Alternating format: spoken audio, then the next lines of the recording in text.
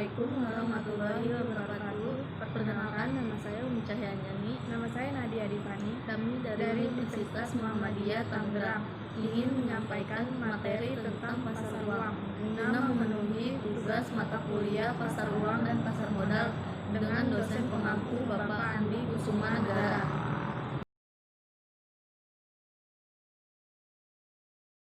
Pasar uang merupakan pasar yang menyediakan sarana pengalokasian dan pinjaman dana jangka pendek. Jangka waktu surat berharga yang diperjualbelikan biasanya kurang dari 1 tahun. Karena itu, pasar uang merupakan pasar likuiditas primer. 1. Lembaga-lembaga keuangan, misalnya seperti bank, dana pensiun, dan perusahaan asuransi. 2. Perusahaan-perusahaan besar, misalnya seperti perusahaan yang sudah go public. 3. Lembaga-lembaga pemerintah, misalnya Bank Indonesia menerbitkan sertifikat Bank Indonesia. 4. Individu-individu, misalnya rumah tangga membeli sertifikat Bank Indonesia.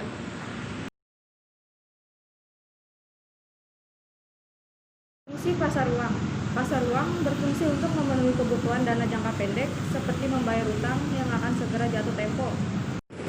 Pasar uang secara tidak langsung juga sebagai sarana pengendali moneter yang dilakukan oleh penguasa moneter dalam melaksanakan operasi pasar terbuka.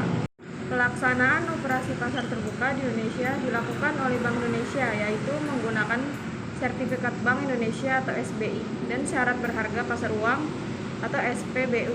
SBI sebagai piranti operasi pasar terbuka digunakan untuk tujuan kontraksi moneter, yaitu untuk mengurangi jumlah uang yang beredar di masyarakat. Karakteristik pasar uang. Karakteristik pasar uang yaitu 1. Menyediakan fasilitas atau jaringan transaksi jual beli aset finansial. 2. Mempertemukan pihak yang memiliki surplus dana dengan pihak yang mengalami defisit. 3.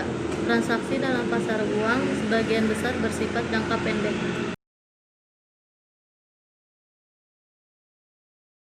Jenis-jenis resiko investasi di pasar uang. Resiko yang mungkin dihadapi investor dalam kegiatan investasi di pasar keuangan yaitu 1. Resiko pasar, yaitu resiko yang berkaitan dengan turunnya harga surat berharga dan tingkat bunga naik mengakibatkan investor mengalami capital call. 2.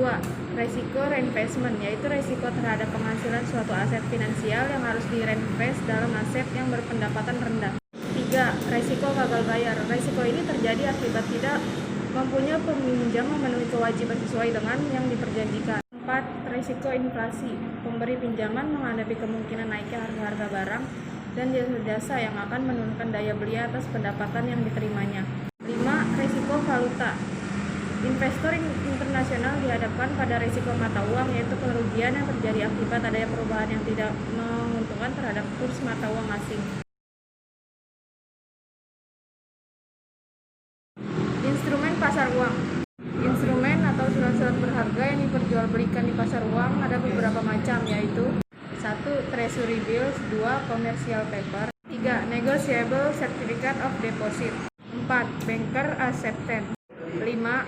Bill of exchange. 6. Repurchase agreement. Sekian penjelasan dari kelompok kami, kurang lebihnya mohon maaf. Wassalamualaikum warahmatullahi wabarakatuh.